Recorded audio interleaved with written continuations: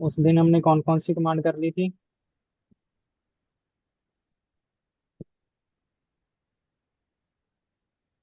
आइए। ठीक है।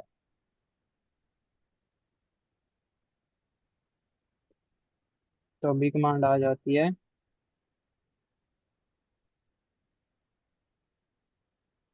sudo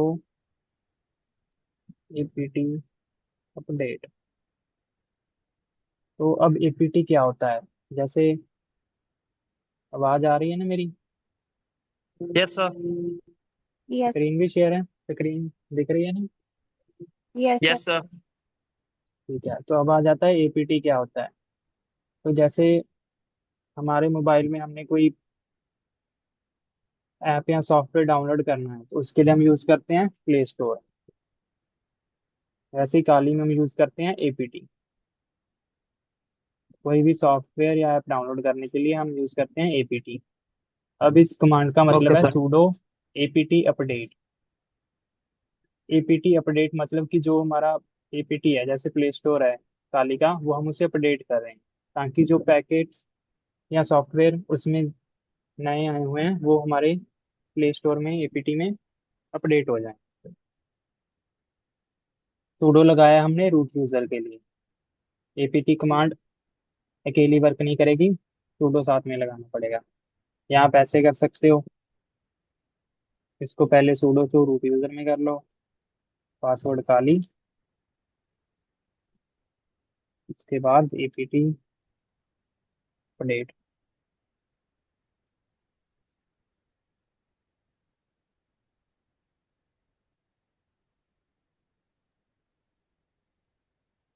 ये क्यों जरूरी है? क्योंकि हम जब कोई नया सॉफ्टवेयर करते हैं तो कभी कभी वो शो नहीं होता।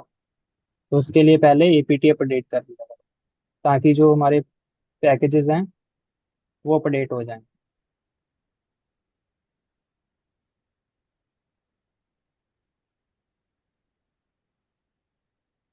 सर ओनली रूट यूजर ये अपडेट कर सकता है? हाँ, जैसे मैंने अभी क्या है, रूट यूजर में कर कर किया है। हाँ जी सर। जैसे अभी मैं यहाँ पे एक्सेप्ट लिखता हूँ, यहाँ पे लिखता हूँ एपीटी अपडेट। तो यहाँ पे क्या बताएगा कि आपको परमिशन नहीं है, परमिशन डिनाइड आ जाएगा। एक तो आप वैसे कर सकते हो, रूट यूजर में जाकर अगर आप इसके साथ लगाओगे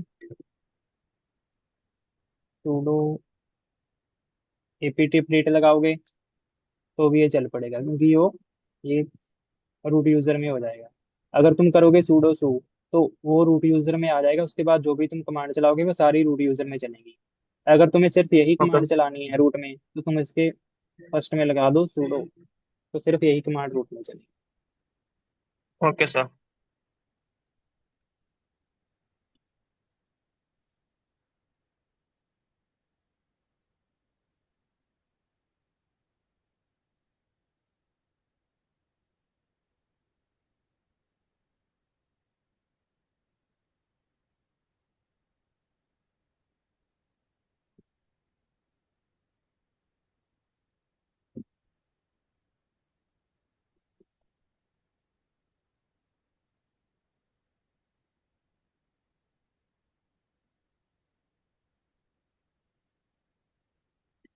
अब आगे आ जाती है सूडो एपीटी अपग्रेड।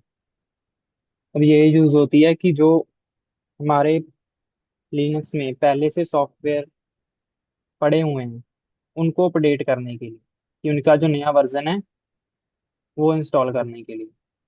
जैसे जो पहले से हमारा सॉफ्टवेयर का वर्जन है वो आउटडेटेड हो चुका है, तो उसे नया वर्जन करने के लिए हम करते हैं सूडो एपीटी अपग्रेड। तो इससे क्या होगा कि जो भी हमारे लिनक्स में जो भी सॉफ्टवेयर होंगे वो सभी अपग्रेड हो जाएंगे न्यू वर्जन में।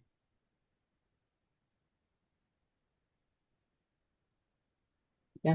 अब यहाँ मुझे बता रहा है कि कौन कौन से अपग्रेड होंगे,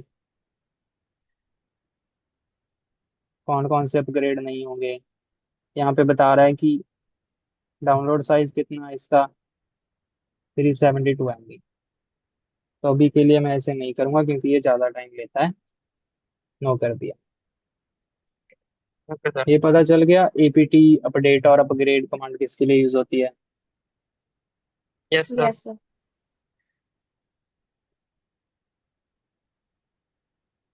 के बाद आ जाती है पीएस। ये यूज होती है कि जो प्रोसेस हमारे चल रहे हैं, इसमें लिमिटेड प्रोसेस दिखाता है, लेकिन जो उसने मैं आपको बताई थी एच टॉप, उसमें सारे प्रोसेसेस आ जाते हैं।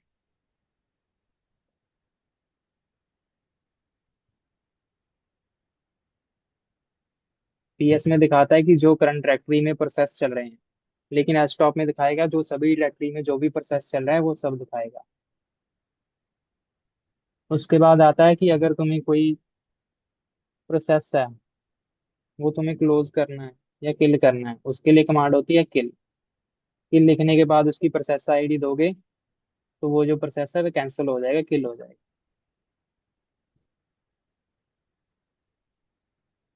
ठीक है। लेकिन तुम्हें किल वही प्रोसेस करना है जो तुम्हें लगे कि सस्पिशियस है। Yes, sir. उसके बाद हमारी एक कमांड रहेगी फिर उस दिन,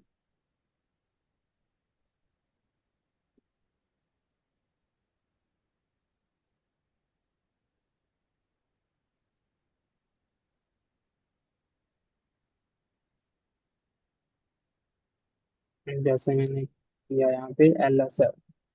तो ये जो काली काली दिखा रहा है, ये क्या दिखा रहा है कि इनके जो ओनर हैं। अब जैसे मुझे इनको चेंज करना है, उसके लिए कमांड होती है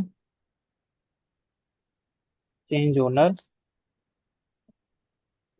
उसके बाद मैंने इनको दे दी रूट, रूट यूजर है वो इनका ओनर बना दिया। टेम्प डॉट टी फाइल का नेम दे दिया, एंटर। अब ये दिखा रहा है ऑपरेशन नॉट परमिटेड। तो इसके लिए हमें क्या करना पड़ेगा, सूडो लगाना पड़ेगा।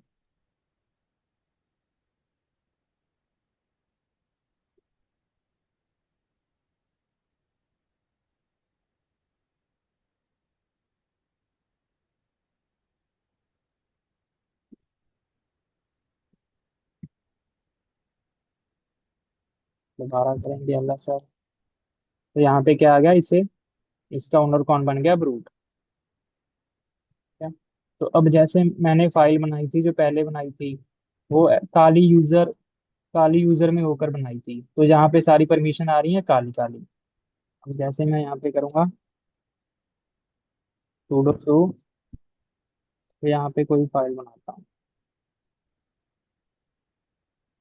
मैंने बना ली temp2.txt।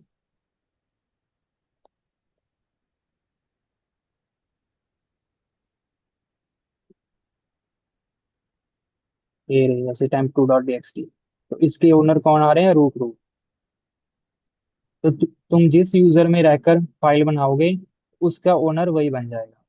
जैसे जो पहले वाली फाइल्स थी, वो मैंने काली यूजर में रहकर बनाई थी, तो उसके ओनर कौन थे, काली। तो अब मैंने रूट यूजर में आकर temp2.txt वाली फाइल बनाई, तो उसके ओनर कौन आ गए, रूट रूट। Okay sir. अगर तुम्हें इसे चेंज करना है तो उसके लिए कमांड है चेंज ओनर की, CHOWN। ये पता चल गया। Yes sir.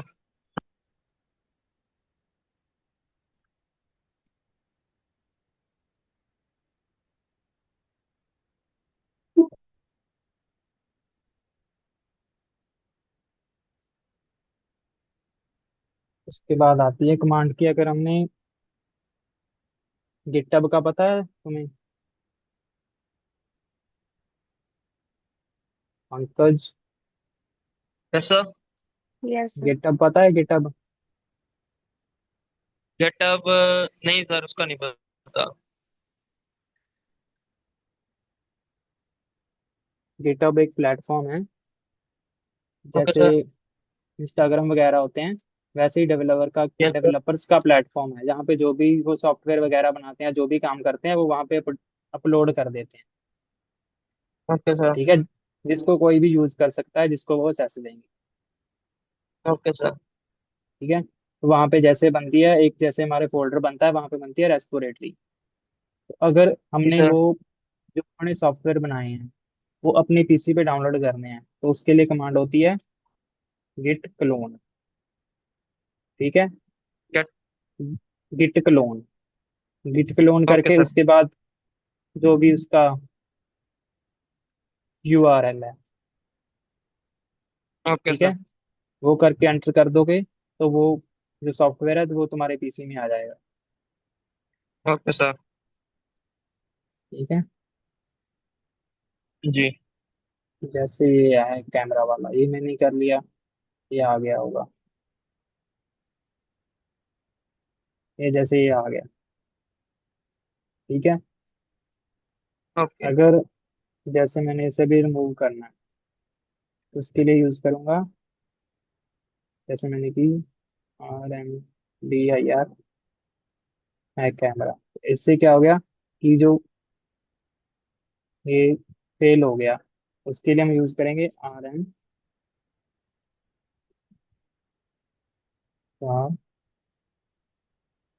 अब जैसे मैंने यहाँ पे आधा लिखा है, तो इसको ऑटो कंप्लीट करने के लिए हम दबाएंगे टैब। टैब दबाओगे तो वो ऑटो डिटेक्ट कर लेगा इस नाम से कौन सा फोल्डर या डायरेक्टरी हमारी बनी हुई है, तो वो ऑटो कंप्लीट हो जाएगा। मैंने दबाया ओके सर। यहाँ पे एंटर, तो जो हैक कैमरा था वो डिलीट हो गया। ये R कमांड होती है रिकर्सिवली, इसका मतलब होता है रिकर्सिवली, कि मतलब कि हम जो पहले हमारा फोल्डर फोल्डर था वो डिलीट नहीं हो रहा था, तो इससे हम क्या करें, उसको फोर्स कर रहे हैं, बार बार कह रहे हैं कि तू डिलीट हो, तो इससे क्या होगा, वो डिलीट हो जाएगा। Okay sir.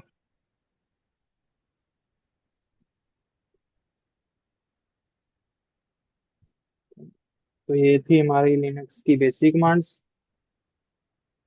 ये सारी एक बार खुद देख लेना, चलाकर तुम्हें पता चल जाएगा।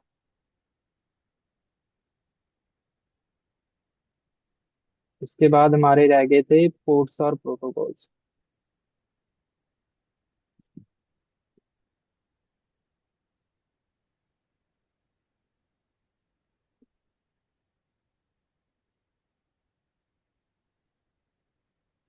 Front protocols. पता है क्या होते हैं पोर्ट्स और प्रोटोकॉल्स?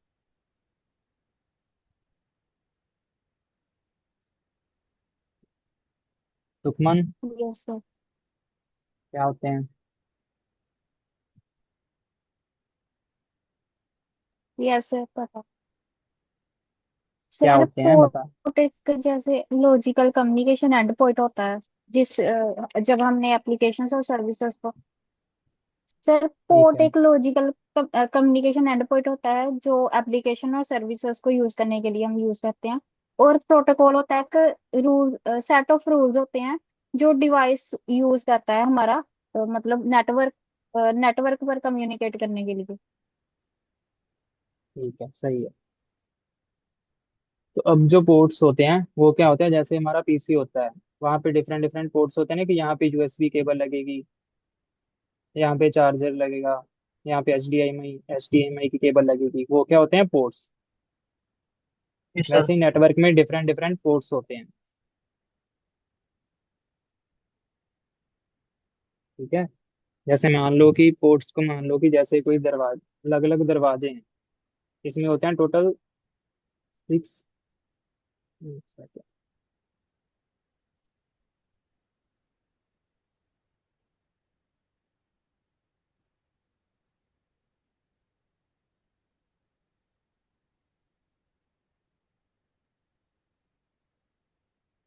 इसमें होते हैं टोटल 6 5 5 3 5 पोर्ट्स होते हैं।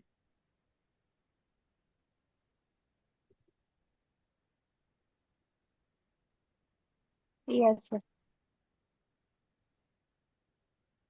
ठीक है। Yes sir. अब पोर्ट्स हो गया कि जो नेटवर्क में जो भी कम्युनिकेशन हो रही है, तो उसके लिए पोर्ट्स साइन किए हुए हैं। जैसे तुम वेब ब्राउजिंग कर रहे हो, जी सर। HTTP कनेक्शन बना रहे हो, तो उसके लिए पोर्ट दिया हुआ है 80। तो वो यस सर। स्टैंडर्ड पोर्ट तो वो स्टैंडर्ड पोर्ट है कि जो HTTP कम्युनिकेशन है वो 80 पे ही होगी। Okay sir. ठीक है। आगे आ जाता है प्रोटोकॉल्स, जो होते हैं सेट ऑफ रूल्स जिससे तुम कम्युनिकेशन करते हो।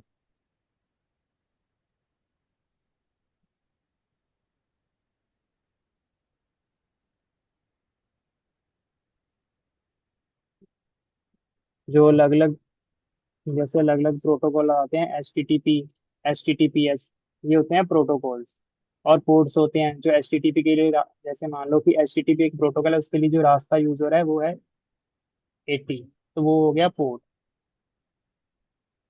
तो प्रोटोकॉल्स तो आगे सेट ऑफ रूल्स जो कम्युनिकेशन करने के लिए यूज होते हैं, और पोर्ट्स आगे कि कौन से रास्ता है जिससे वो कम्युनिकेशन करेंगे। ये पता चल गया। Yes sir. उसके बाद आ गया TCP। यस। ये होता है ट्रांसमिशन कंट्रोल प्रोटोकॉल। TCP और UDP का पोर्ट तुम छोड़ देना, ये अभी यूज नहीं होते। TCP ट्रांसमिशन कंट्रोल प्रोटोकॉल हो गया। तो TCP क्या होता है कि कनेक्शन ओरिएंटेड होता है। कनेक्शन ओरिएंटेड का मतलब कि कम्युनिकेट करने से पहले ये कनेक्शन बनाएगा। और इसमें क्या होता है, अगर डेटा सेंड हो गया तो हमें एक्नॉलेजमेंट मिल जाती है कि डेटा सेंड हो चुका है। जैसे तुम व्हाट्सएप पे मैसेज सेंड करते हो, तो वहां पे ब्लू, अगर सामने वाले ने सीन कर लिया तो वहां पे ब्लू टिक आती है ना, तो जिससे तुम्हें पता चल यस जाता है कि सर। सामने वाला है, उसने मैसेज देख लिया है, वो होता है एक्नॉलेजमेंट। जी। अब ये जो TCP है, ये किस पे काम करता है, थ्री वे हैंडशेक मेथड। ये हैंडशेक मेथड। TCP, हाँ ये TCP और three way handshake method interview में पूछ लेते हैं। अब ये देखो कि ये थ्री वे हैंडशेक मेथड है, ये क्या होता है। अब जैसे ये सेंडर है, होस्ट ए है, ये सेंडर है, ये पहले इसको भेजेगा, सिंक्रोनाइजेशन पैकेट भेजेगा कि मैं तुमसे कनेक्शन बनाना चाहता हूँ। ठीक है। जब इसने भेजा, डेटा भेज दिया कोई अपना सिंक्रोनाइजेशन पैकेट के साथ, अपना डेटा भेज दिया कि मैं तुमसे कनेक्शन बनाना चाहता हूँ। अब जो होस्ट भी है वो रिसीवर है, उसने डेटा रिसीव कर लिया और उसने वापस भेज दिया सिंक्रोनाइजेशन एक्नॉलेजमेंट।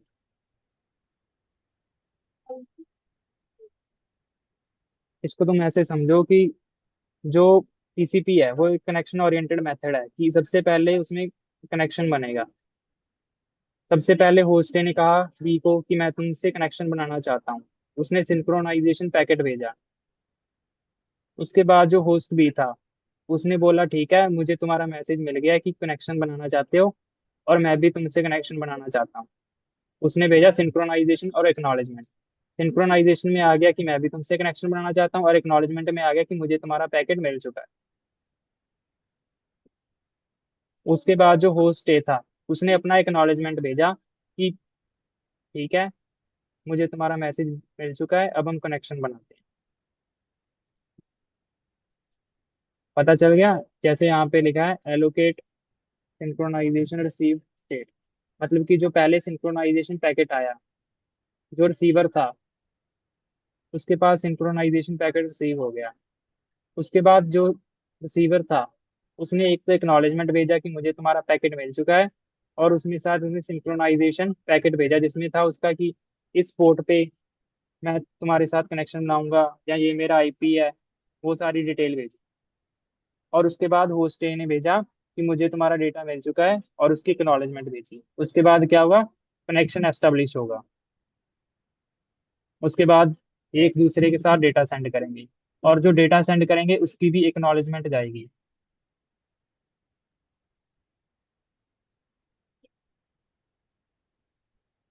पता चल गया। Yes sir. यस। पंकज तुम्हें लग गया सर। पता चल गया थ्री वे हैंडशेक क्या होता है। Yes sir. बताओ फिर क्या होता है। सर पहले होस्ट ए होस्ट बी को बोले कि मैं उसके साथ कनेक्शन बनाना चाहता हूँ।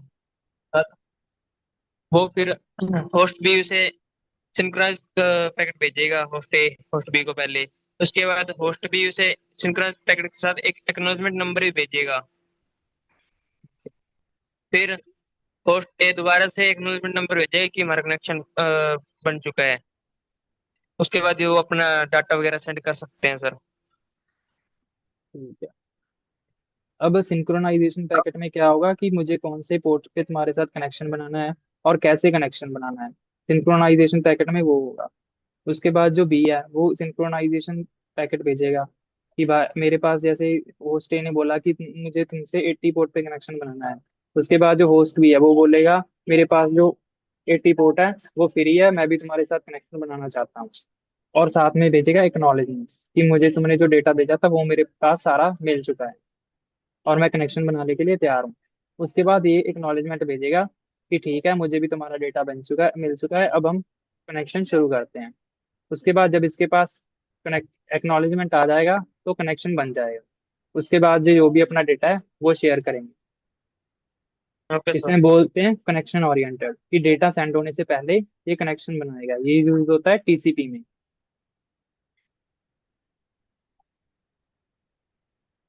अब ये होता है रिलायबल।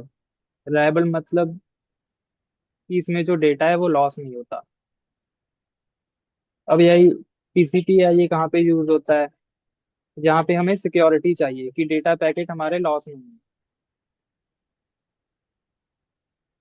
जैसे इंटरनेट बैंकिंग, वहां पे हमें सिक्योरिटी चाहिए कि हमारे जो पैकेट्स हैं वो सारे के सारे रिसीवर के पास पहुंचे। उसके बाद आ गया यूडीपी। यूडीपी होता है यूजर डेटाग्राम प्रोटोकॉल। ये यूज करता है कनेक्शनलेस कम्युनिकेशन। इसका मतलब कि जैसे इसमें था, डेटा भेज रहा था, उसके बाद इसके बाद पहले कनेक्शन बना, उसके बाद ये डेटा भेजेगा, उसके बाद जो रिसीवर है वो एक्नॉलेजमेंट भेजेगा कि मुझे डेटा मिल गया है। लेकिन जो यूडीपी में है वो क्या है कि ये जो सेंडर है वो डेटा भेजता रहेगा कंटिन्यूसली। उसको जो होस्ट भी है उससे कोई लेना देना नहीं है कि उसके पास डेटा पहुंचा या नहीं पहुंचा। उसे बस अपना काम करना है कि वो लगातार अपना डेटा भेजता रहेगा। ये होता है यूडीपी में। इसमें कोई भी एक्नॉलेजमेंट नहीं होती रिसीवर की तरफ से कि उसे डेटा मिला है या नहीं मिला है। अब ये होता है अनरिलायबल। अनरिलायबल मतलब कि इसमें डेटा पैकेट लॉस हो सकते हैं। अब आ गया कि ये टीसीपी और यूडीपी कहाँ पे यूज होता है।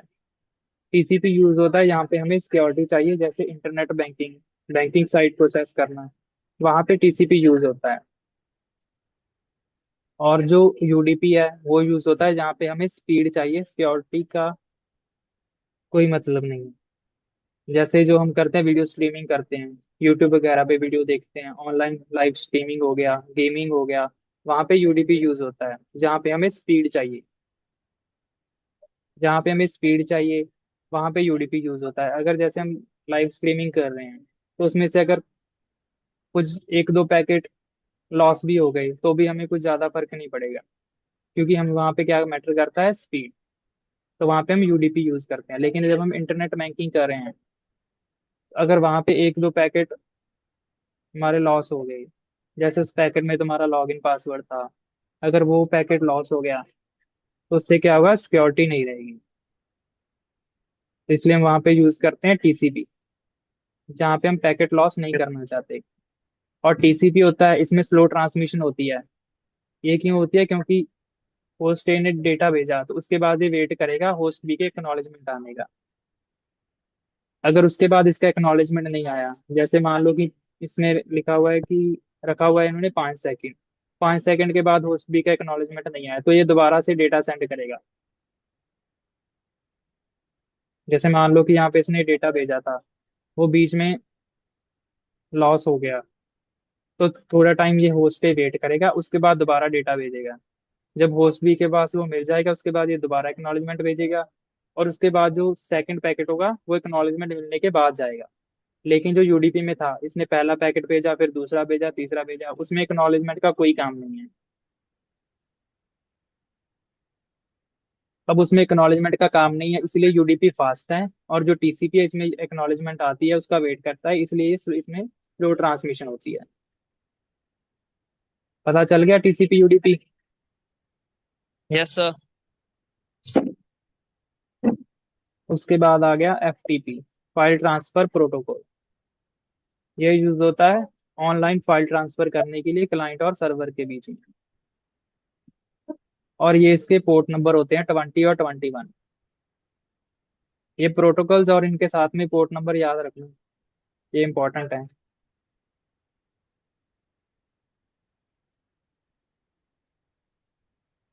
उसके बाद आ गया TP is often secured with SSL और टीएलएस। एसएस होती है सिक्योर सॉकेट लेयर और टीएलएस होती है ट्रांसपोर्ट लेयर सिक्योर। ठीक है। उसके बाद आ गया एसएसएच सिक्योर शेल। अब एसएसएच किसके लिए यूज होता है? किसी भी डिवाइस है जो नेटवर्क में, उसका रिमोट एक्सेस लेने के लिए। जो कमांड लाइन एक्सेस हो, जैसे हम कोई पीसी है नेटवर्क में, उसका एक्सेस लेना है तो एसएसएच से हम वो ले सकते हैं। अब जो एसएसएच होता है वो सिक्योर होता है, इसमें जो डेटा सेंड होता है वो इंक्रिप्टेड फॉर्म में होगा। जैसे एक पीसी है, जैसे यहाँ पे होस्ट ए है और होस्ट बी है। जो होस्ट ए है उसने होस्ट बी का एक्सेस लेना है। एसएसएच होता है कि रिमोट शेल लेना है हमें किसी भी डिवाइस का। जैसे ए है, वो लेगा होस्ट बी का रिमोट शेल। रिमोट शेल मतलब कि इसकी जो सीएमडी होती है, कमांड लाइन इंटरफेस, वो इसके साथ ओपन हो जाए, इसके पास ओपन हो जाएगी, जिससे ये जो भी उस कमांड लाइन में एंटर करेगा वो सारा कहाँ पे चलेगा? होस्ट बी के कंप्यूटर पे। रिमोट शेल पता चल गया? Yes sir. मतलब यस कि सर। किसी किसी के कमांड लाइन का एक्सेस लेना, जिससे हम जो भी कमांड अपने लैपटॉप की कमांड लाइन पे चलाएंगे वो सारी उसी के कमांड कमांड लाइन पे चलेंगी। ये होता है रिमोट शेल। अब ऐसे सच इसके लिए यूज होता है। ठीक है। अब सबसे उससे पहले क्या यूज होता था? ऐसे सच से पहले टेलनेट, जो यूज करता था पोर्ट नंबर 23, और ऐसे सच करता है पोर्ट नंबर 22। तो टेलनेट में क्या था? वही सेम काम करता था रिमोट होस्ट के लिए, कमांड लाइन इंटरफेस के लिए, लेकिन इसमें क्या था, डेटा था वो एनक्रिप्टेड फॉर्म में सेंड होता था, प्लेन टेक्स्ट में। जैसे जो भी वो कमांड दे रहा है, वो जो डेटा उनके बीच सेंड हो रहा था, वो जो कमांड दे रहा है वो पैकेट्स में भी वही शो हो रही है। ये जो डेटा है वो प्लेन टेक्स्ट में जा रहा है, जिससे अगर कोई भी उनके बीच में उन पैकेट को देख रहा है तो वो उससे पता लगा सकता है कि ये कैसे काम कर रही है, कौन सी कमांड चल रही है, जो लॉगिन पासवर्ड जो भी जा रहा है वो क्या जा रहा है। तो जिससे ये टेलनेट प्योर नहीं था। उसके बाद जो टेलनेट है ये रिप्लेस कर दिया इसको एसएसएच ने। एसएसएच में क्या है? ये टेलनेट से सिक्योर है क्योंकि इसमें इंक्रिप्शन यूज होती है। इसमें जो डेटा है वो प्लेन टेक्स्ट में नहीं जाता, साइफर फॉर्म में जाता है। क्रिप्टोग्राफी पता है? Yes sir. Yes sir. जो इनक्रिप्शन होती है वो यहाँ पे यूज होती है, इनक्रिप्टेड फॉर्म में डेटा जाएगा। एसएसएच में, टेलनेट में प्लेन टेक्स्ट में जाता है। तो इसीलिए जो एसएसएच है वो सिक्योर है, टेलनेट सिक्योर नहीं है। तो आगे आ गया SMTP, simple mail transfer protocol, जो यूज करती है पोर्ट नंबर 25।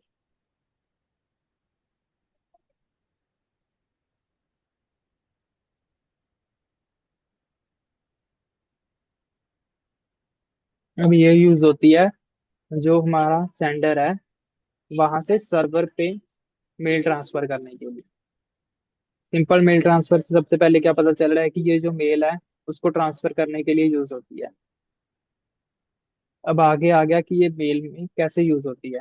अब जैसे सेंडर है, वो अपनी जो उसने सेंडर ने मेल सेंड की, तो सबसे पहले वो जाएगी सर्वर के पास। तो जो सर्वर और सोर्स है जो सेंडर है, उसके बीच में प्रोटोकॉल यूज होगा, वो होगा एसएमटीपी। ठीक है। ये काम करती है जो सेंडर है, सेंडर से सर्वर तक मेल भेजने का काम करती है।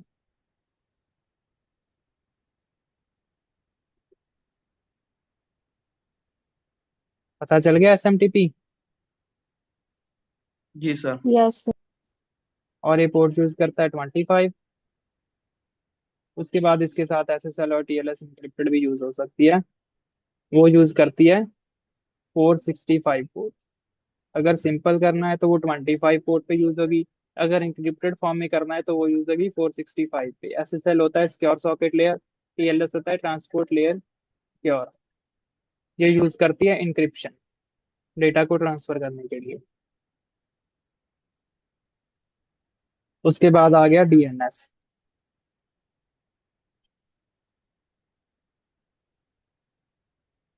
BNS में करेंगे।